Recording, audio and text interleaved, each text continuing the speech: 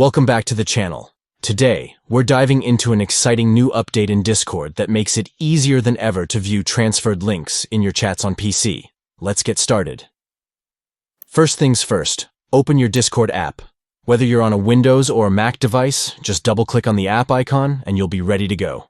Next, head over to the chat or server where you want to find those hidden links. It could be a personal chat with friends or a busy server filled with community discussions. Whatever it is, just navigate there.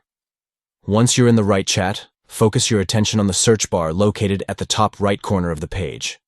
This feature is super handy and will help you sift through the messages effortlessly.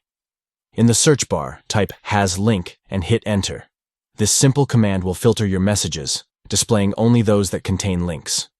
It's a quick way to gather all the shared media without scrolling endlessly through the chat. Now sit back and watch as Discord returns a list of all the links shared in that conversation. Whether you're looking for a specific website, a video, or an article someone shared, this method makes it incredibly easy to find exactly what you need. And there you have it. With just a few simple steps, you can efficiently locate and view all transferred links in your Discord chats on PC.